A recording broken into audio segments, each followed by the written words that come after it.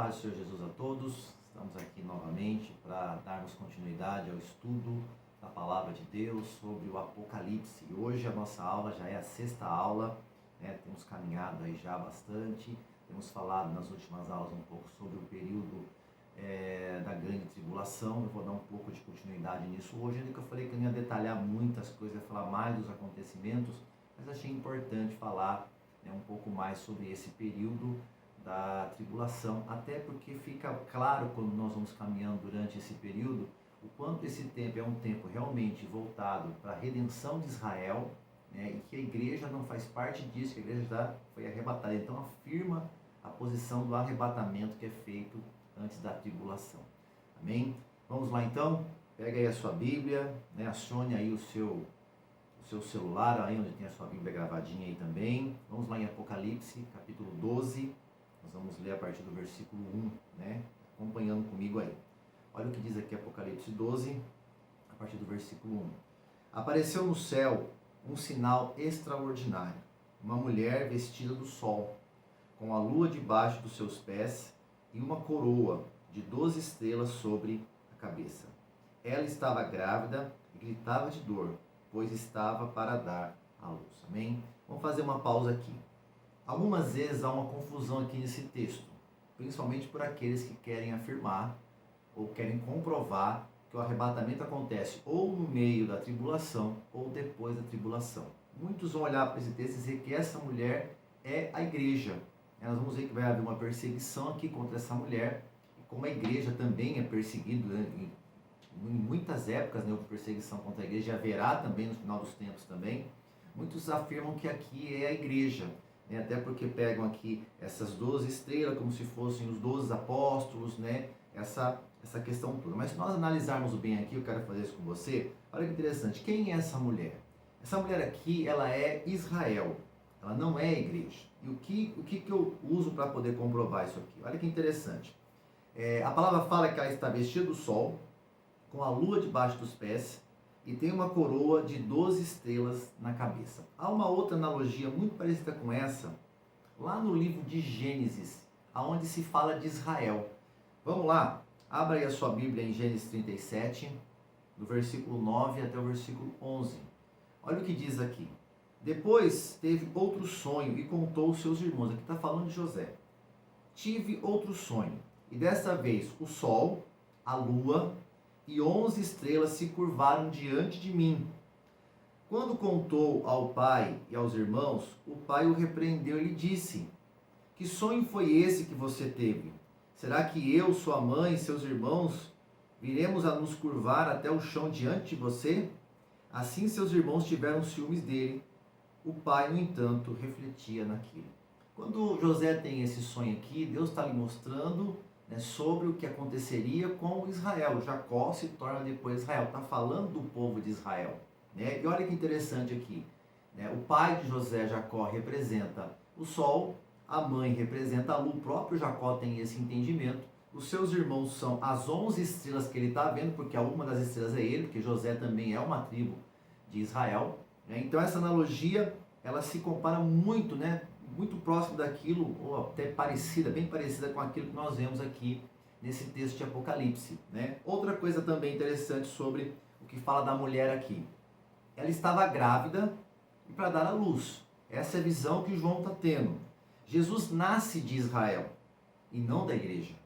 A igreja é que vem de Jesus depois. Então, aonde Jesus nasce? Quem estaria grávida, entre aspas, de Jesus? Seria Israel. Jesus vem e ele gera a igreja depois com o seu sacrifício. Então, essa palavra aqui não está falando da igreja, está falando de Israel. Amém? Vamos continuar aqui em Apocalipse 12, versículo 3 agora, que diz assim: então apareceu no céu outro sinal, um enorme dragão vermelho com 7 cabeças e 10 chifres, tendo sobre as cabeças 7 coroas.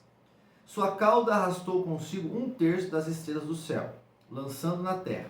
O dragão colocou-se diante da mulher que estava para dar à luz, para devorar o seu filho no momento em que nascesse. Amém? Quem é esse dragão? Esse dragão aqui é Satanás. Tá? Então agora João começa a ter uma visão de Satanás, né, como um dragão.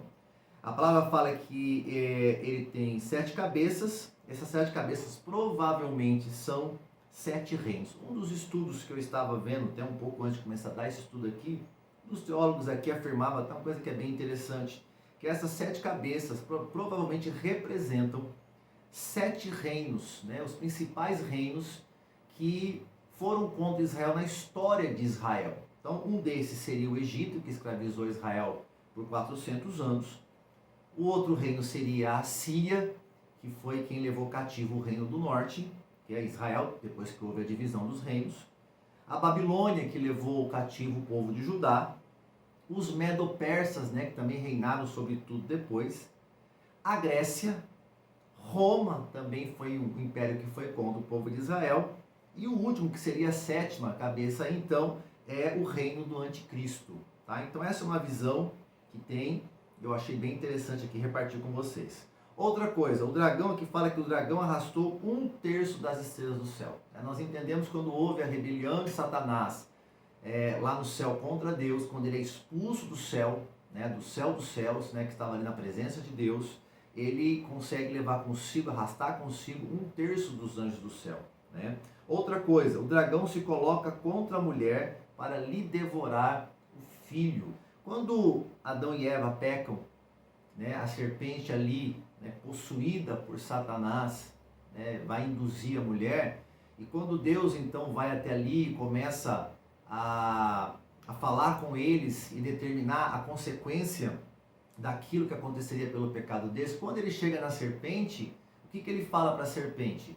Que nasceria um filho da mulher que pisaria a cabeça de Satanás. Satanás morderia o seu calcanhar, mas ele pisaria a sua cabeça. Então o que nós vemos constantemente na história de Israel? Porque Satanás sabia que esse filho viria de Israel, que Deus começa a formar o seu povo, começa a colocar Israel ali, começa a ter compromisso com Israel, através da aliança com Abraão. Então Satanás começa a olhar para Israel como lugar da onde nasceria, né, o escolhido que viria para esmagar a cabeça dele. Então nós vemos o tempo todo Satanás tentando derrubar os heróis de Israel. E todos eles foram cair em alguma coisa ou outra.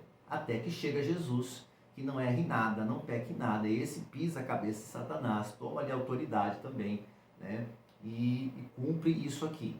Então fica muito claro novamente aqui o fato de que essa mulher é Israel, assim como o dragão aqui é Satanás. Amém? Voltando para Apocalipse 12, ainda no texto nosso aqui, versículo 5, diz assim: ela deu à luz um filho, um homem que governará todas as nações com um cetro de ferro. Está falando de Jesus. Quem vai governar todas as nações com autoridade? É Jesus. Então Jesus nasce de Israel. Olha o que diz aqui: seu filho foi arrebatado para junto de Deus e de seu trono. Jesus, ele morre na cruz, ele ressuscita, ele ainda tem um tempo aqui com os discípulos, então depois ele é levado aos céus e é assentado ali na destra do trono de Deus. Amém? Olha o versículo 6.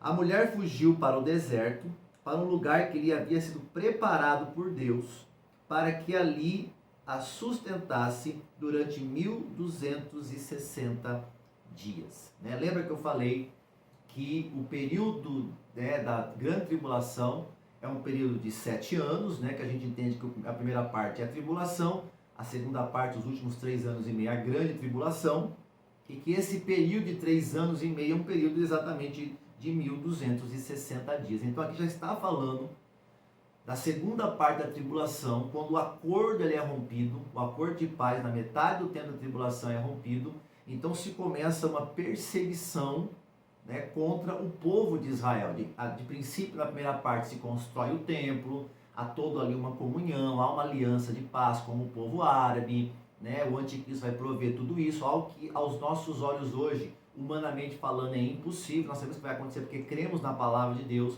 haverá uma ação aqui para que isso aconteça, né? Então o acordo de paz no meio é rompido e toda aquela aliança de paz com Israel muda, então eles começam a perseguir Israel. Mas aqui fala que é preparado um lugar para guardar o povo de Israel, ou seja, Deus vai preparar um livramento para guardar o povo de Israel. Então, 1260 dias, exatamente 3 anos e meio. Amém? Lembrando que nós fazemos a contagem do ano naquela época de anos, né, que eram de 360 dias, não como nós hoje, né, que tem um pouquinho mais, mas só de 360 dias, que vai dar essa essa soma aqui, amém? Olha aqui no versículo 7 do capítulo 12 também, algo que acontece aqui, que marca esse tempo quando é rompido a paz, é rompido a aliança de paz. Versículo 7. Houve então uma guerra no céu. Miguel e seus anjos lutaram contra o dragão. E o dragão e os seus anjos revidaram. Mas esses não foram suficientemente fortes, assim perderam o seu lugar no céu. Eu sei que muita gente pode olhar para esse texto aqui e ligar ele ao momento da rebelião de Satanás, quando ele é expulso do céu, ele é lançado na terra, né, quando ele se rebela contra Deus. Bem, mas não é disso que está falando de um outro momento. Mas você vai perguntar, mas Satanás está no céu de novo? Né? Nós precisamos entender algo interessante aqui. Existem o que nós chamamos de 3 divisões para falarmos de céu. Uma que a palavra de Deus chama de o firmamento, que é isso que nós enxergamos aqui do céu. Outros são as regiões celestes. Lembra quando nós lemos lá em Efésios sobre a nossa luta não ser contra a carne e contra a sangue, lá em Efésios 6, mas que a nossa luta são contra principados, potestades, governos, fala nas regiões celestes. Aonde então o diabo ele permanece? Numa região do céu, acima do firmamento, conhecido como região celeste. Bem, ainda que os seus demônios agem aqui, o diabo ele permanece nesse lugar. Né? E existe o que nós chamamos de o terceiro céu, que seria o lugar onde está o trono de Deus. Nós chamamos de céu dos céus. Amém? Então, voltando lá. Então, ele é expulso desse lugar, dessa região celeste, que ele ainda tem acesso ali. Né? Nós vamos ver que ele também tem acesso aí perante o trono de Deus ainda. Nesse momento, ele tem esse acesso, né, para acusar. Nós vamos ler isso aqui também e entender isso. Mas nesse momento aqui, que chega-se na metade da tribulação, o que vai começar a mudar? Um dos fatos aqui é exatamente o fato de haver essa guerra lá nos céus e Miguel junto, né? Miguel, que é o arcanjo, que é o príncipe de Israel, né? Um principado de Israel, um principado de Deus, angelical, assim como existem os principados demoníacos. Miguel é um principado, né? Um príncipe de Israel, ele batalha por Israel, é lançado fora ali, né? O diabo da região celeste, ele é lançado na terra. Então, nesse momento é que está acontecendo o rompimento da aliança de paz. É nesse tempo que isso acontece. Olha o versículo 9. O grande dragão foi lançado fora. Ele é a antiga serpente, chamado Diabo ou Satanás, que engana o mundo todo. Ele e os seus anjos foram lançados na terra. Né? Então ouvi uma forte voz do céu que dizia: agora veio a salvação, o poder e o reino do nosso Deus, e a autoridade do seu Cristo, pois foi lançado para fora o acusador dos nossos irmãos, que os acusava diante de Deus dia e noite. Amém? Ainda que o diabo foi expulso, não podia mais habitar, ou não pode mais habitar, falando agora do nosso tempo aqui, né? Aonde está o trono de Deus, assim como nós lemos no livro de Jó, ele vai perante o trono de Deus como acusador. Ele vai acusar o povo de Deus, ele vai levar, né, aquilo que as pessoas têm feito de errado, vai lançar aquilo contra para tentar condenar, para tentar abrir brecha, né, perante, né, na nossa vida, para que ele possa então agir. Então ele tem essa condição do acusador, é o que está falando aqui. Olha aqui, você vê que há um festejo no céu, João está vendo o povo de Deus, a igreja salva, dizendo assim: agora veio a vitória total, o acusador foi lançado fora, não vai acusar mais o povo de Deus. Amém? Olha o versículo 11. Isso aqui é bem interessante, irmãos, para o nosso tempo hoje. Né? Falando sobre o povo que regozija ali no céu, quando o diabo é expulso, olha o que diz aqui: eles o venceram, os santos que eram acusados, ou seja, a igreja, o povo de Deus, eles o venceram pelo sangue do Cordeiro. A nossa vitória, ela é possível porque Jesus paga um preço na cruz, porque ele derrama o seu sangue, nós somos lavados e remidos. No Senhor não há mais acusação, as coisas foram feitas novas, aqueles que se achegam ao Senhor. Então nós vencemos o diabo, a acusação, né, o acusador, pelo sangue do Cordeiro. Então hoje olha a importância de você ter esse compromisso com Deus, de você ter essa aliança com Deus, essa aliança com Cristo, que está firmada, né, na cruz, no sacrifício de Cristo, no sangue de Jesus. Olha outra coisa que ele fala aqui também: e pela palavra do testemunho que deram, ou seja, pela palavra de Deus. Nós vemos hoje, irmãos, principalmente no nosso tempo, como as pessoas têm deixado a palavra de Deus de lado. Como se elas pudessem viver apenas de palavras motivadoras ou de uma fé vazia. E por que eu falo uma fé vazia?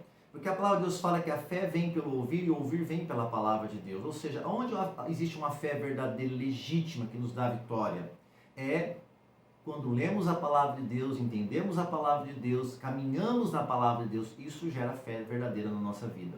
Então, muitos hoje têm vivido uma fé vazia, baseada em palavras de autoajuda, palavras de emoção, palavras de um falso amor, do tipo, olha, não tem problema, fica do jeito que você quer, fica do jeito que você... Não tem problema, porque Deus te ama. Sim, Deus te ama.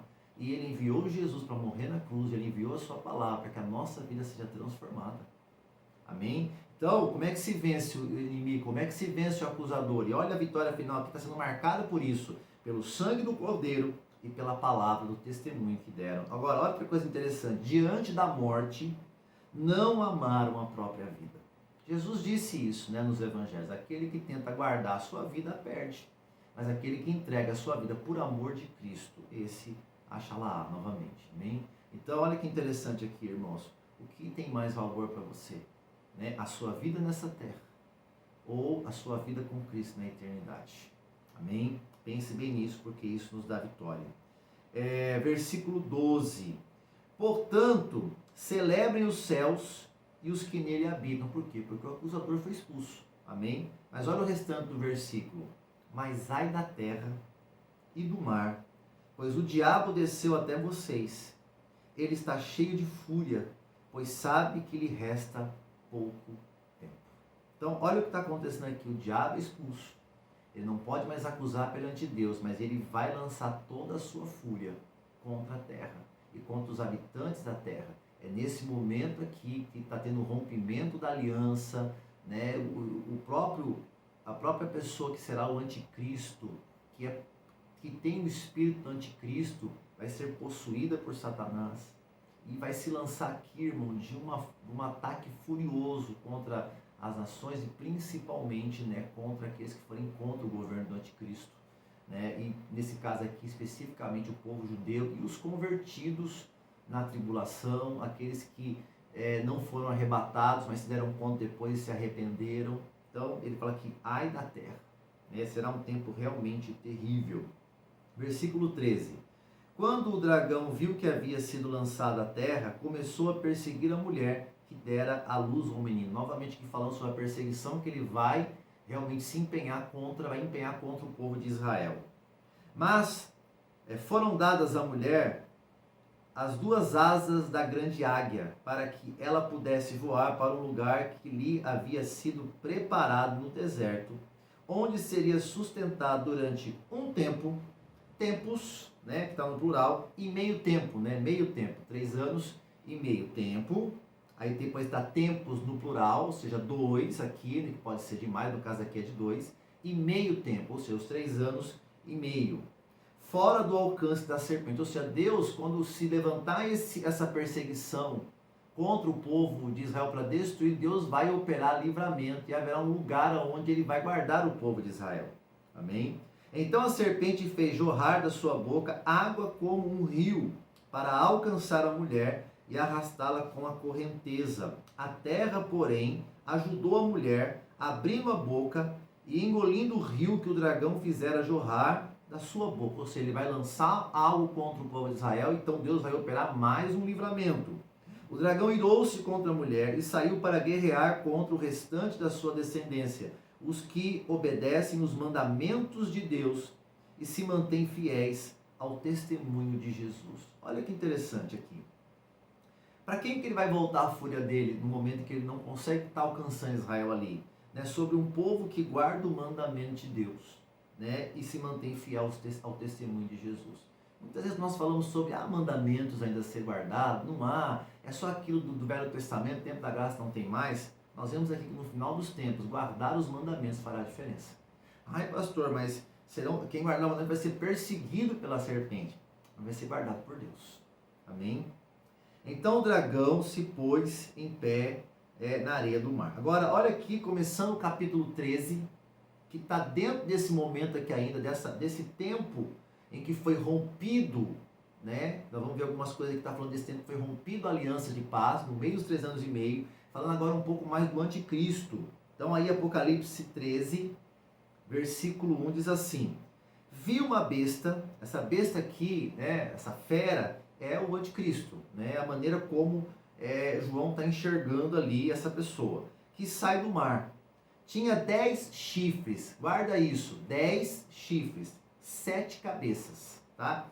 Essas 7 cabeças aqui não são aquelas dos reinos que eu acabei de falar, que a serpente tinha 7 cabeças, amém? Com 10 coroas, uma sobre cada chifre, e em cada cabeça um nome de blasfêmia.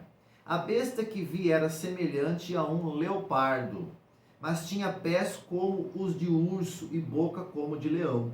O dragão deu à besta o seu poder e o seu trono e grande autoridade. Então, o que está acontecendo aqui?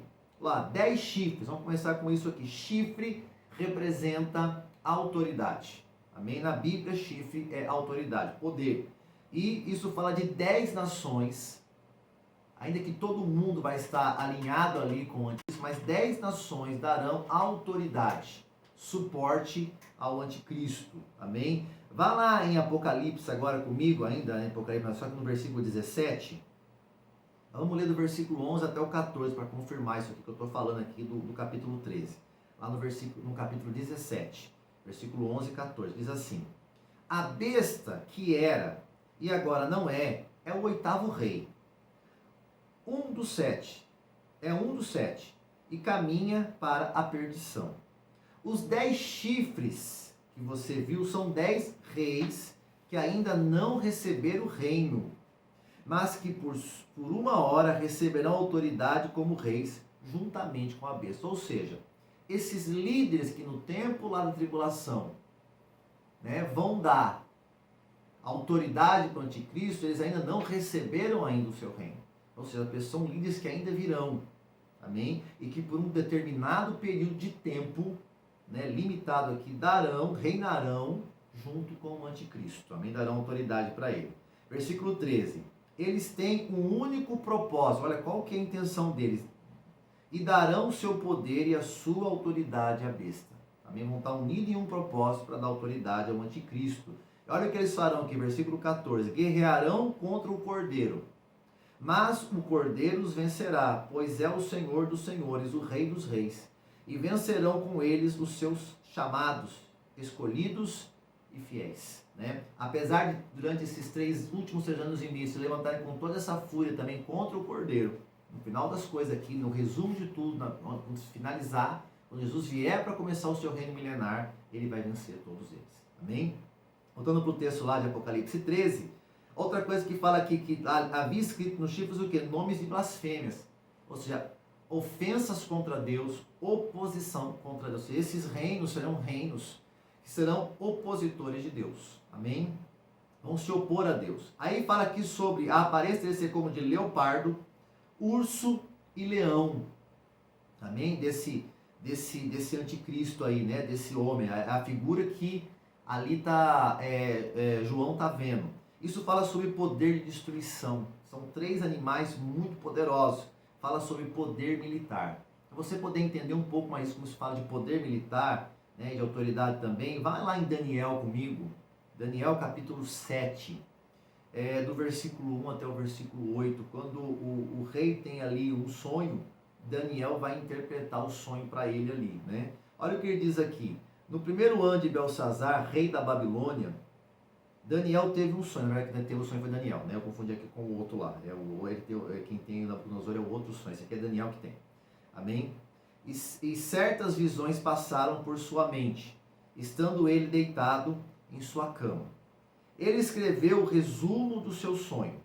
Daniel disse: na minha visão à noite, eu vi 4 ventos do céu agitando o grande mar. 4 grandes animais, cada um diferente dos outros, subiram do mar. Ele está falando aqui de 4 animais. Então preste atenção nisso daqui. O primeiro parecia um leão e tinha as asas de águia. Eu observei até que as suas asas foram arrancadas e ele foi erguido do chão, de modo que levantou-se sobre 2 pés, como um homem, e recebeu o coração de homem. Aqui está falando da Babilônia de Nabucodonosor. Então, esse leão representa o reino da Babilônia, o primeiro grande reino mundial. Nós sabemos que Nabucodonosor passa 7 anos ali como um animal, ele perde o sentido depois de ele é colocado novamente no seu reino, né? A seguir, viu um segundo animal, que tinha aparência de urso. Ele foi erguido por um dos seus lados, e na boca, entre os dentes, tinha 3 costelas. E lhe foi dito: levanta-se, coma quanta carne puder.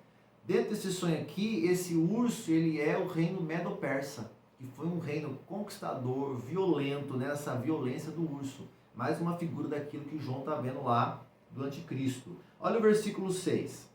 Depois disso, vi um outro animal, que se parecia com um leopardo. E nas costas tinha 4 asas, como asas de uma ave.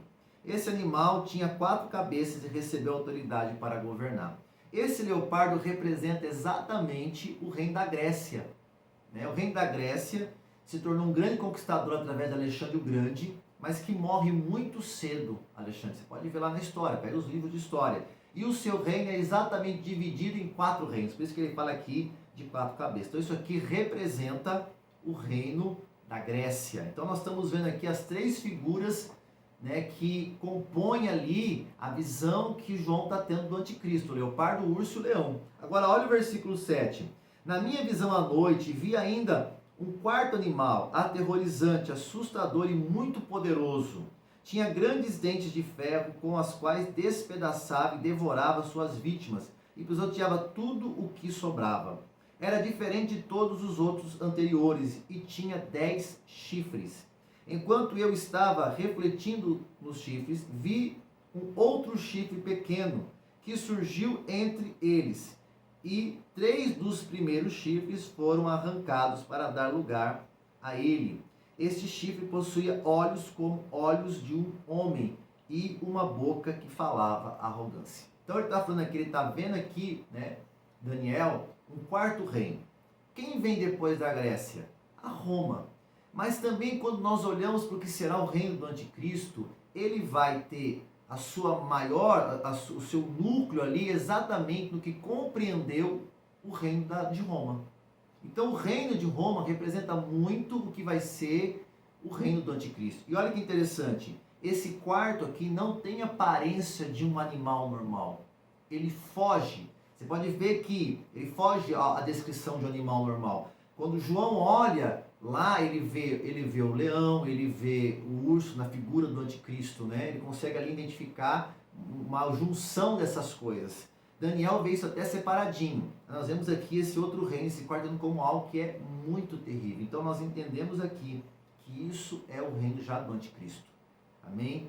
Então, olha que interessante, para provar que isso aqui é um poderio militar que o anticristo vai ter. Ele vai ter esse poder de destruição. Agora, lembra que nós começamos a falar do reino do anticristo lá no comecinho do capítulo 13, da questão de ter 10 chifres, mas apenas 7 cabeças. Olha que interessante aqui, ele fala que tem, né, os 10 chifres, mas depois aparece um outro que derruba, né, tira os 3 primeiros chifres, eles são arrancados, e no seu lugar nasce outro. Né? Esse exatamente é o reino, é a aparição do anticristo. Amém? E olha o que ele fala aqui: esse possuía olhos como olhos de um homem e uma boca que falava arrogância. Né? Nós vamos ver um pouquinho mais aqui para frente, no capítulo 13, nós voltarmos a ele, que uma das características do anticristo, quando ele romper a aliança com Israel, é o quanto ele vai blasfemar contra Deus. Amém? Outra coisa, o anticristo vai agir no poder e na autoridade do dragão, nós lemos lá, ou seja, o diabo vai dar da sua autoridade para ele, que é uma autoridade limitada, é um poder limitado, mas ele dará isso, né, para o reino do anticristo. Agora algumas características do anticristo, amém?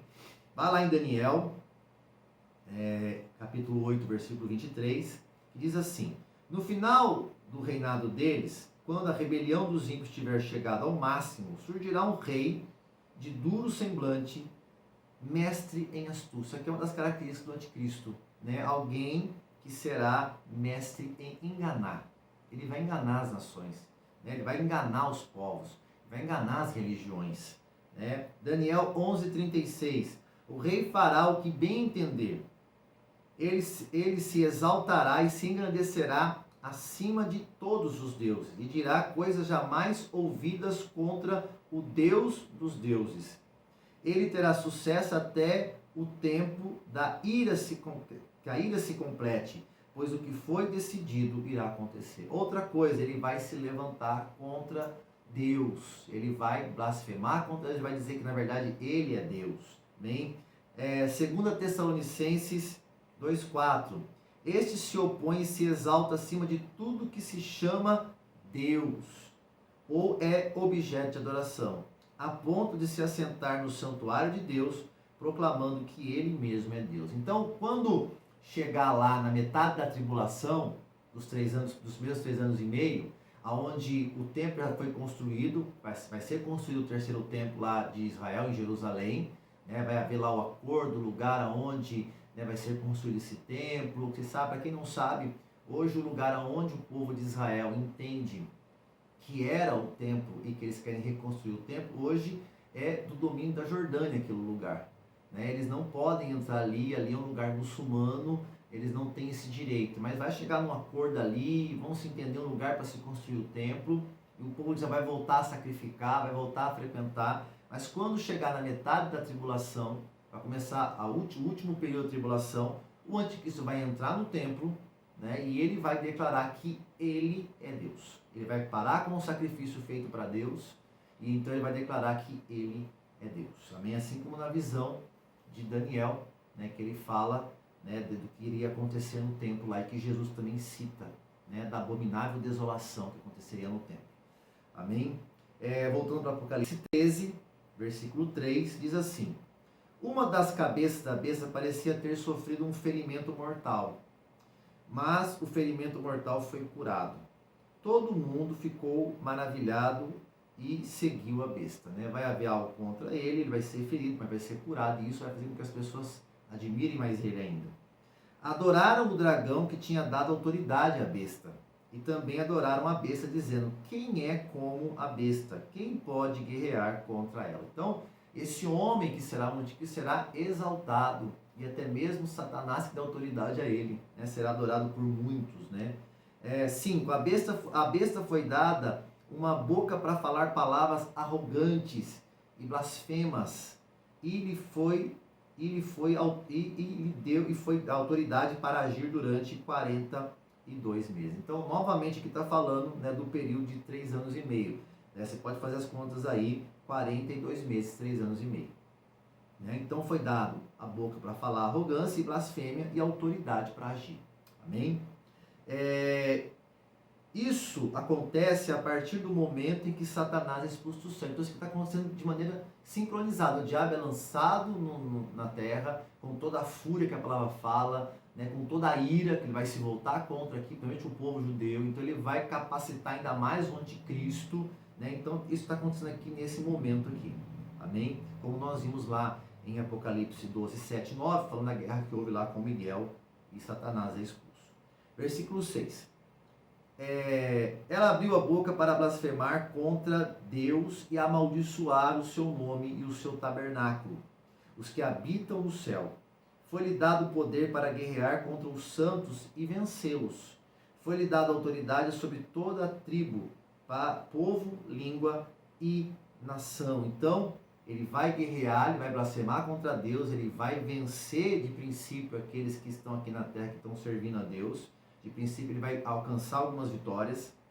Todos os habitantes da terra adorarão a besta, a saber, todos aqueles que não tiveram seus nomes escritos no livro da vida do Cordeiro, que foi morto desde a criação do mundo.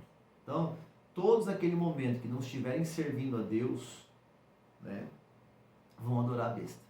Só os que adoram a Deus que não. Vão entender que ele é o anticristo e não vão adorá-lo. Agora, eu fiz aqui até frisei aqui essa última parte, que fala do Cordeiro que foi morto desde a criação do mundo. Amém? Quando Deus resolve criar o homem e dar ao homem o livre-arbítrio de escolha, Deus sabia o que aconteceria com o homem. Que o homem iria pecar, que o homem iria errar. Então Deus podia ter evitado criar o homem, mas o amor de Deus pela humanidade é tão maior que não só ele criou o homem, mas que Cristo já se propôs, né? Já deixou ali, né, a proposta, já se entregou por nós. Porque a palavra fala do Cordeiro que foi morto antes da criação do mundo. Ele já se entregou antes de nós sermos criados.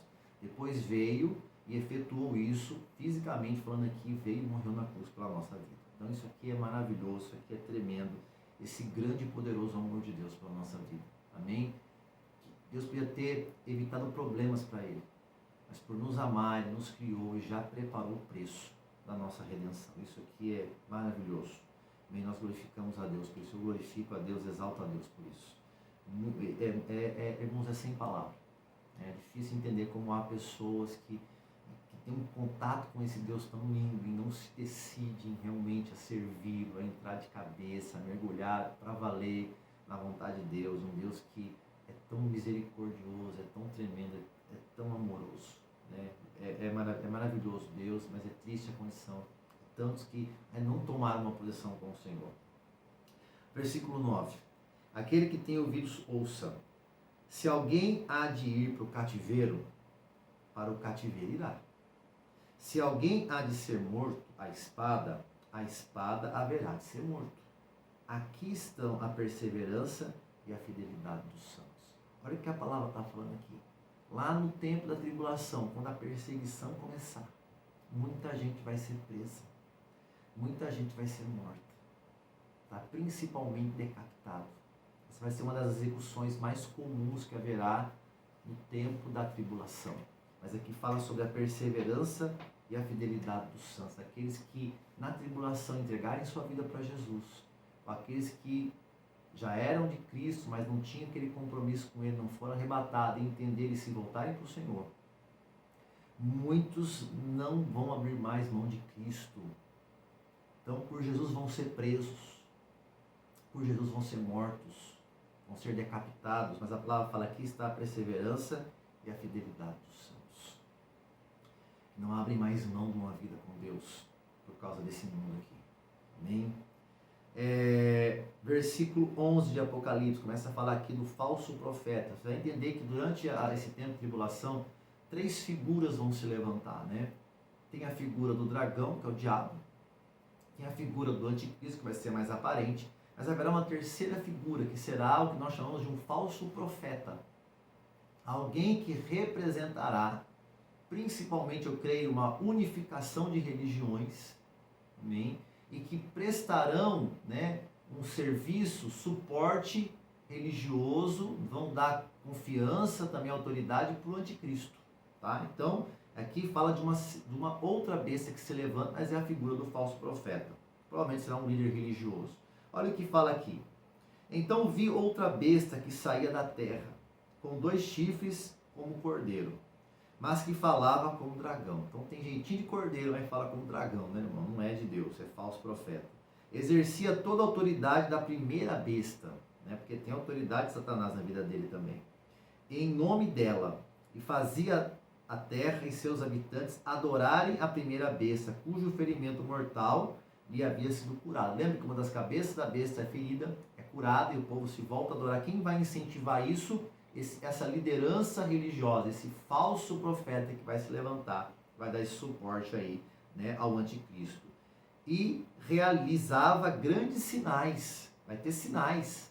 Ou a gente fica tão apegado, né, irmão, quando vê algumas coisas e já acha que aquilo é de Deus. Olha aqui, nesse período, né, de um domínio do diabo aqui, haverão sinais, né, de engano, chegando a fazer descer fogo do céu à terra, à vista dos homens.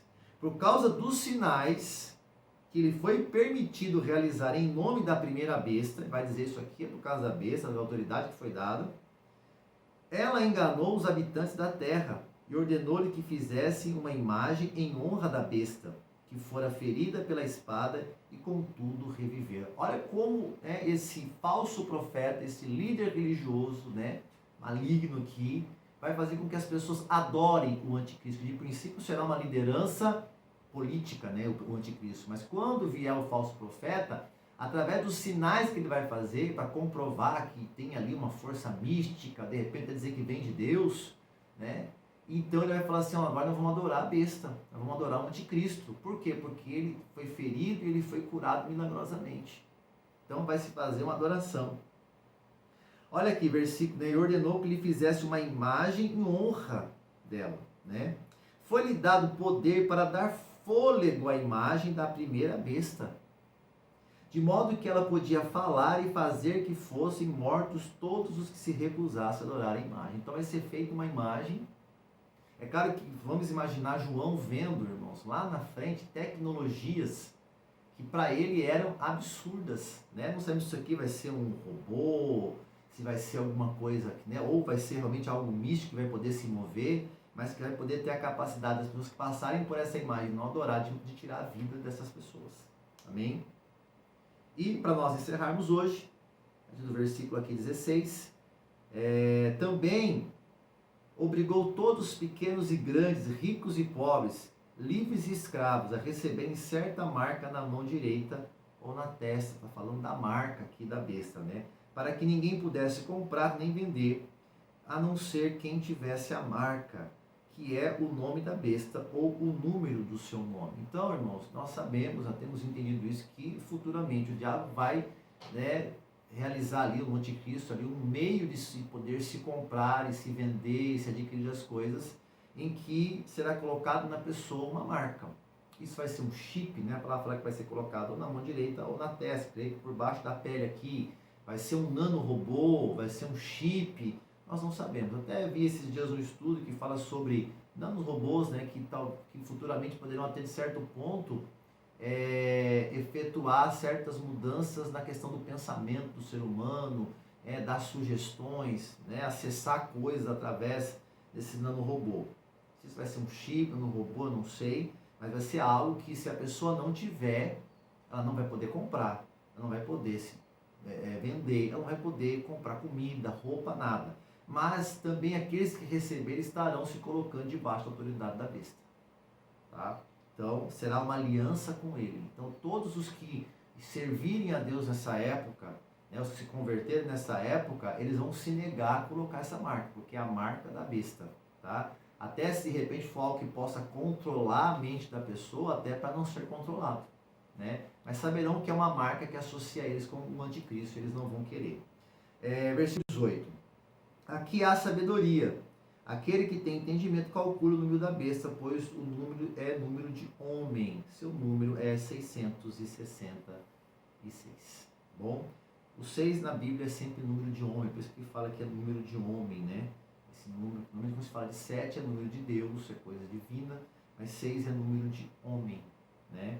Então, até porque o homem foi criado no sexto dia, então você vai acompanhando que o número 6 na Bíblia está sempre ligado a uma questão de humanidade, a questão do homem. E aqui fala de se poder calcular. Creio que, de repente, quando, né, a figura do anticristo se levantar, através do seu nome, através de alguma coisa na vida dele, vai se poder se associar a esse número aqui.